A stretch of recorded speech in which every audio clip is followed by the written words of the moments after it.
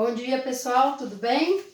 Então vamos dar sequência no nosso conteúdo. Agora vamos para o capítulo 3, continuando continuando a falar sobre o continente americano, mas agora a gente vai falar dos aspectos naturais. Vamos lembrar que aspectos naturais são clima, relevo, hidrografia e vegetação. Então hoje a nossa aula é sobre o relevo do continente americano, que começa na página 42, tá certo? Quando a gente fala de relevo, a gente fala do chão que a gente pisa. E existem 4 grandes unidades do relevo no mundo, que são as montanhas, os planaltos, as planícies e as depressões.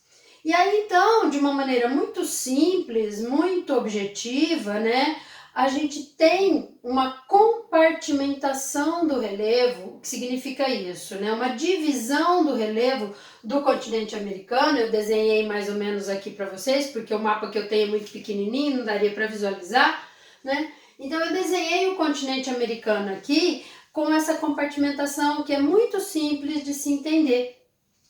E é lógico, é de uma maneira generalizada, sendo que aqui aparecem somente 3 daquelas unidades. Vamos falar das montanhas, dos planaltos e das planícies. Não quer dizer que não existam depressões no continente americano, mas elas aparecem ali entre os planaltos e as planícies, ou as montanhas e as planícies. Então, para generalizar, a gente ficou só com 3 grandes unidades, tá certo? Então aqui, olha, eu desenhei e vamos lembrar que o continente americano é banhado a leste pelo Oceano Atlântico, a oeste pelo Oceano Pacífico. E a gente tem essa compartimentação, essa divisão do relevo muito nítida, muito clara.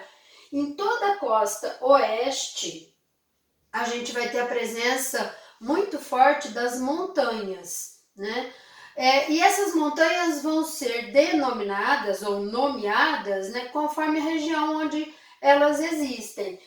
Então aqui na América do Norte, lembrando que a América do Norte é Canadá, Estados Unidos e México, mas então vamos falar de América anglo-saxônica, que é Canadá e Estados Unidos. Aqui na América anglo-saxônica, a gente tem a presença das montanhas rochosas. Tá? Então, quando vocês ouvem falar de montanhas rochosas, nós estamos falando de Canadá e Estados Unidos. No México, na América Central e no México, mas principalmente no México, a gente tem a presença das Sierras Madres, Serras Mães, a Sierra Madre Ocidental e Sierra Madre Oriental. Elas estão presentes só mais no México. Os outros países da América Central, ou os países da América Central continental, a gente quase não fala deles, porque a presença ali é uma porção muito estreitinha e o relevo acaba não sendo muito destacado, mas tem montanha também, tá? E chegando aqui na América do Sul, em toda a extensão norte a sul da América do Sul, desde a Colômbia, da Venezuela, até o sul do Chile e da Argentina, a gente tem a Cordilheira dos Andes, que é a nossa grande cadeia montanhosa. Na verdade, a Cordilheira dos Andes é a cadeia montanhosa mais extensa, mais longa que existe no mundo, tá? Vamos lembrar também que as montanhas se formam a partir do encontro de placas tectônicas, ou na separação.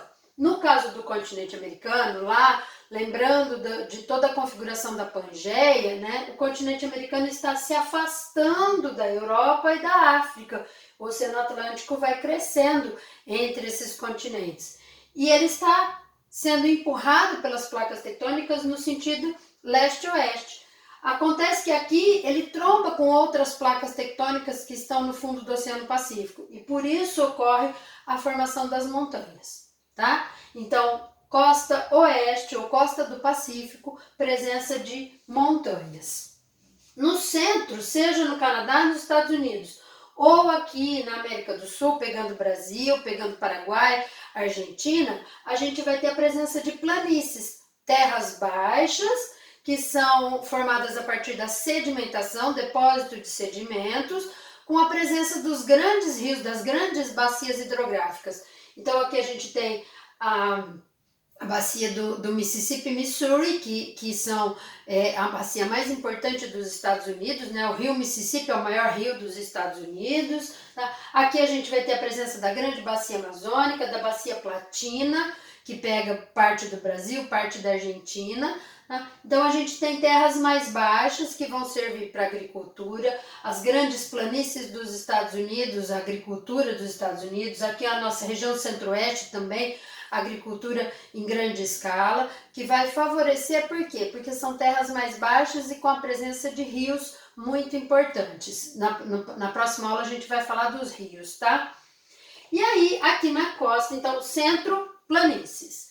Aqui na costa leste, na costa do Oceano Atlântico, desde o Canadá até o sul dos Estados Unidos, aqui a Península da Flórida, toda a porção da América do Sul, pegando toda a extensão litorânea do Brasil e Argentina também, a gente tem a presença de planaltos. Planaltos são médias altitudes, são os terrenos mais antigos, que já sofreram desgaste erosivo muito grande e que tem uma presença de recursos minerais também muito grande no subsolo.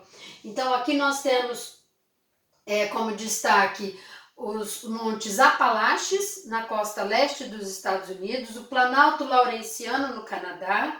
A gente tem aqui o Planalto das Guianas, no norte do Brasil, fronteira com a Venezuela e com as Guianas, e o Grande Planalto Brasileiro, né? Onde se encontram as serras, onde a gente está aqui, né? As serras Serra do Mar, Serra da Mantiqueira, toda a exploração de recursos minerais no território de Minas Gerais, Serra dos Carajás aqui no Pará. Então a gente tem toda essa configuração de relevo de média altitude, relevo antigo e com muitos recursos minerais. Pensando economicamente, nós vamos ver que essas regiões também se desenvolveram mais industrialmente, também por causa dessa presença de recursos minerais em abundância, né? Matéria-prima pertinho, só escavar, extrair para poder começar a industrializar. Então, minério de ferro, alumínio, manganês, que são matérias-primas importantes para a indústria em geral, tá bom? Então, resumão grande.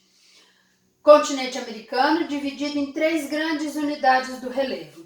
Costa oeste, ou do Oceano Pacífico, montanhas, sendo montanhas rochosas, Sierra Madre Oriental e Ocidental e Cordilheira dos Andes, tá? Planícies no centro, tendo a grande planície americana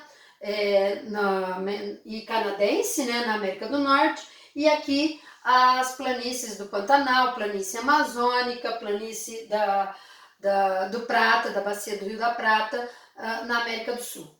E na costa leste ou na costa do Oceano Atlântico, a gente tem planaltos, médias altitudes. Planalto Laurentiano no Canadá, Montes Apalaches nos Estados Unidos, Planalto Brasileiro no Brasil, seguindo aí para a Argentina um pouquinho, tá bom? Então essa é a configuração do relevo que a gente tem no continente americano e que depois, a partir dessa configuração, a gente vai entender um pouquinho a característica da hidrografia na próxima aula, tá bom? Beijos, vou deixar também uma listinha de exercício para vocês e até a semana que vem.